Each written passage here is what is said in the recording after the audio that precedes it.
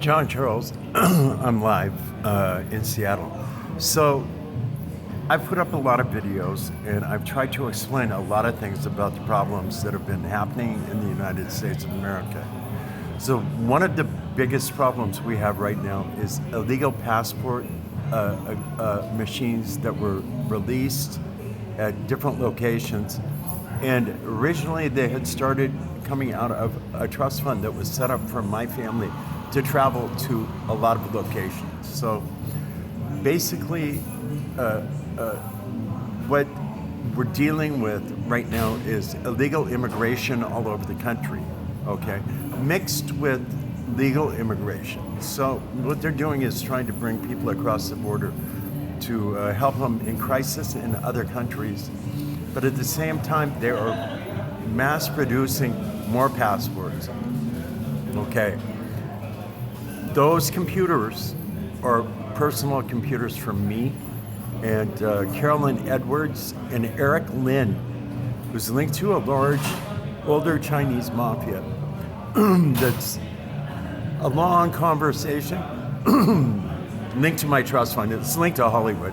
The Lin family was very, very prestigious in the United States of America. I take nothing from them in who they are and what they have done being immigrants into America and building industry and becoming involved in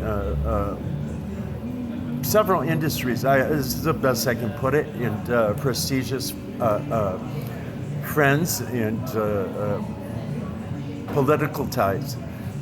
But the Lins are not the people in this trust fund. It's the Charles Trust Fund, and it's linked to what someone can be calling the Holy Grail.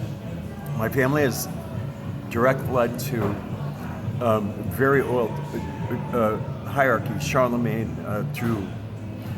Anyway, we've heard many people say to Charlemagne or the Holy Grail. Let me be real simple. My real family bloodline is Welfin, okay?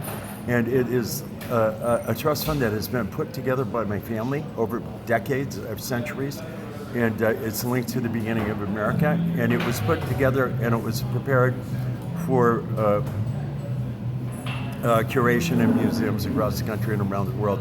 And that was the responsibility of my brother and I and his family, who were murdered and doubled, okay? This was put illegally, a lot of the information then on phones, and it was taken around the world. This created problems in Europe because the finance was very old and some of it appeared to be royal. Well, this was defined by my blood in the Weimar Republic prior to this release of finance. But that information wasn't provided for the European countries. It was also settled in the Hullis Treaty. It was also settled in the treaties of Versailles. But that information wasn't put in because they were cutting off headings off the trust and splitting the trust onto computers and sending it through phones, and also emailing it illegally with hacks because of the communication money involved. So we have communication companies involved in stealing this money. So now these passport computers were stolen by military and the phones also. So when the military and the illegals who weren't linked to this trust fund or any bloodline started going into Europe, they were seen as criminals. Many of them made deals with certain criminal elements in banking in Europe and survived. Many died. And those phones were stolen. And we got into a bigger problem with immigration fraud that was happening already in this trust fund through Alaska and through Mexican banking, South American, Brazilian banking. So it gets difficult, but Addis was linked to East African and Egyptian immigration law. And what he did was actually start selling illegal passports to immigrants from African countries and started breaking into the trust fund and finding bankers in different locations around the world linked to this non-related mafia, which is a very big deal because of immigration becoming corrupt and the FBI office and Department of Justice in Seattle becoming corrupt, trying to take over accounts because of the way this was split up illegally. This was David Saby had a lot of this, and it was linked to Homeland. Banta is a name that comes up, and U.S. Customs and Canadian Customs comes up really big in this. Also, European Customs, because of the duty-free and custom pay lines that were coming into my family. So we're getting into immigration now. So once these information on the other accounts like U.S. Postage, Auto, was released internationally and split, it became very confusing because the splits we have different members of the family, Dagliash, Funston, Davidson. And of course the accounts that hadn't been transferred down, William Charles, Ralph Eugene Charles out of Chicago. It was a very long conversation, but you have to understand, if we don't stop the immigration, Carol Edwards, these computers, Addison, and these computers distributed in Florida, it would be mass murder forever. The Kroshkin gang has these, Groslin, and what they've done is taken Americans and then try to transfer IDs to. So this mafia is here, and they've murdered thousands to get to people who were linked to banking and things like that. And it gets more difficult when you learn about these computer setups. Now, I've tried to explain them many times, and it's very hard for me to continue to do it because I have a lot of information right now. One is at least 20 properties in Orange County, okay? They're homes. That property information has been robbed by illegals, and they're living on their properties, trying to switch titles on a trust that already paid the taxes on the properties. And this is the same thing that I'm dealing with Port of Seattle and other elements of this crime. Now, the old transit accounts were linked to railroad accounts. We're finding a really big mafia right now linked to Kitsap Transit, Pierce County Transit, King County Transit. Why they're running money in my trust fund makes no excuse, or there's no excuse or sense to be made. There's no conversation.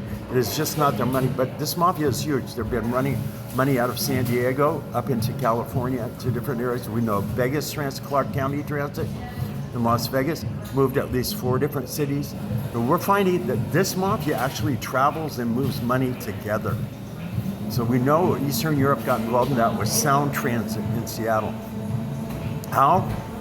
Which is because of the corruption that hit Seattle and Portland. And we're finding out there was a signal called Roland, and this is a port signal. Coincidentally, it was the same name as the old port commissioner, mayor of Portland. And we believe that family was murdered, and they were running that computer, a Roland computer, illegally out of the city of Portland. When corruption found out they were moving money illegally out of different countries and out of different port accounts, they were actually attacked, and those computers taken over by corruption. Portland's really, really interesting city and very complex when you get into the facets of organized crime moving money to different places around the world and cutting off supply chains and switching countries and switching family names. And it has been that way for a long time.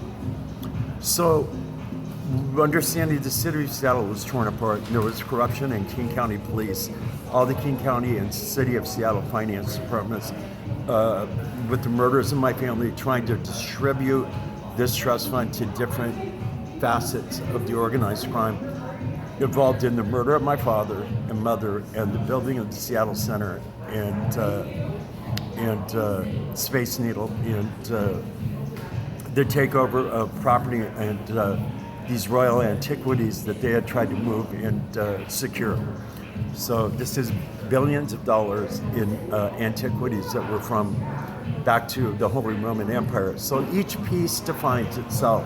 So when I talk about that value, the insured value isn't reappraised because of the criminal element at Seattle Art Museum, which links to Shapiro and Hudson and Gilman and Burke, people affiliated with the Port of Los Angeles, where we believe one of the Freds died, and they took the bolus and was using his name to move antiquities to different locations away from the family. That's why when the palatial and this is huge, palatial information that's linked to my family, was released along with the antiquities robes. There were crowns, there were a few thrones, very nice pieces.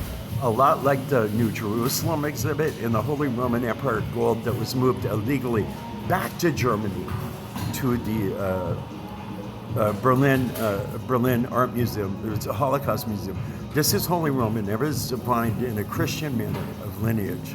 Okay, right to my family. In this way, I keep saying, Van Trotter, whoever has my Van Trotter and my Viller, those are two accounts that are linked to the bloodline into America that came down through Hereford, and then Devon, England, and then being cousins to Sir Walter Raleigh. We moved from Germany after France took over, and then started the Puritan movement, and very involved in religion and the old accounts, and also the treaties of Westphalia that we believe the NBA went into.